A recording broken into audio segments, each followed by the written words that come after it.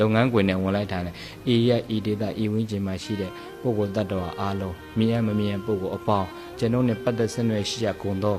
ပုဂ္ဂိုလ်အပေါင်းတို့ဘယင်ကင်းပါစေမနေ့ပိုင်းဘလောက်ပဲအလုပ်ရှုပ်ရှုပ်အလုပ်မသွားခင်အဲ့ဒါနမောတသလေးရွတ်ပြီးလို့ရှိရင်တရဏဂုံလေးစောက်တည်လိုက်ဘုရားတရဏံကိစ္စံဓမ္မံတရဏံကိစ္စံတန်ခါတရဏံကိစ္စံ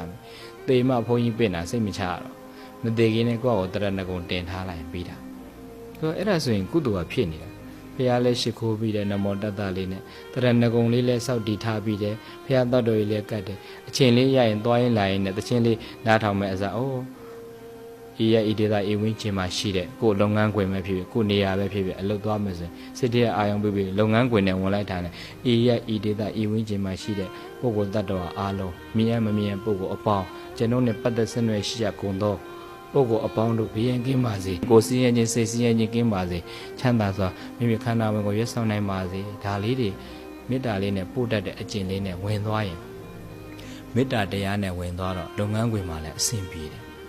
ရမလို့ဒါလေးတွေကကုသိုလ်စိတ်ကလေးဖြစ်တဲ့အတွက်ကြောင့်ကုသိုလ်ရှိအကျိုးရှိနေဖို့စဉ်ကိုယ်မှသာကိုစိတ်ထားလေးပြင်ပြီးတော့ကောင်းတဲ့စိတ်ကလေးမွေးလိုက်လို့ရှိရင်အကျိုးရှိတဲ့ဘဝနေနေဖြစ်တာပဲတဲ့ဘုရားရှင်ကလေမနေ့တိုင်းအဲ့လိုလေးလို့ညအိယာဝင်ကနေလေဘလောက်ပဲပင်ပန်းဘုရားဥသုံးချိန်လောက်တော့နမောတတလေး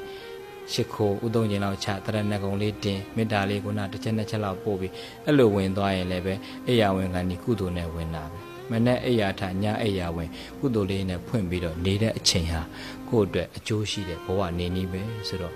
လောကလူသားတွေအတွက်ဘုရားရှင်ကိုရောမြတ်ကြီးမိန့်တော်မူတဲ့ဘဝနေနည်းအပြစ်ကင်းအောင်နေနံပါတ်1ကအပြစ်ကင်းအောင်နေဖို့ဆိုရင်အာဟုသို့ရှောင်ပါအကျိုးရှိအောင်နေဒုတိယအကျိုးရှိအောင်နေဖို့ဆိုရင်ကုသိုလ်ရအောင်နေပါတတိယဘဝနေနည်းအသိအရေးကြီးစိတ်ချမ်းသာအောင်နေပါဒီမှာစိတ်ညစ်တရားလေးနဲ့ပတ်သက်ပြီးတော့ဒါလေးဘုန်းကြီးကသတိရလို့ပြောတာ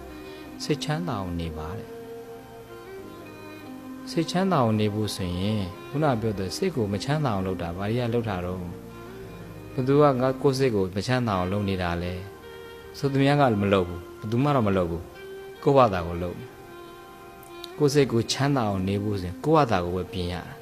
ကိုယ်စိတ်ကိုစိတ်ညစ်အောင်လုပ်ထားလဲတခြားသူကလုပ်ထားမို့အိုးမင်းတို့ကြောင့်ငါစိတ်ညစ်တယ်သူများကိုလျှောက်ပြောတယ်အမှန်ကတော့သူတို့ကြောင့်မဟုတ်ကိုယ်ကစိတ်ညစ်အောင်ကိုယ့်ဘာသာကိုယူလို့ဖြစ်တာ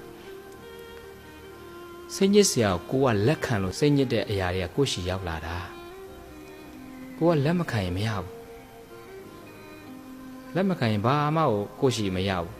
ကြားစရာအကြားအာယုန်တွေကိုလိုက်ခံစားလို့ငါ့ကိုဒီလိုပြောတယ်ဆိုတဲ့စကားလုံးတွေလိုက်ခံစားလို့အဲ့ဒါတွေစိတ်ညစ်သွားတာငါ့လိုဒီလိုဆက်ဆံနေငါ့ကိုဒီလိုဆက်ဆံနေဆိုပြီးတော့သူတို့ဆက်ဆံ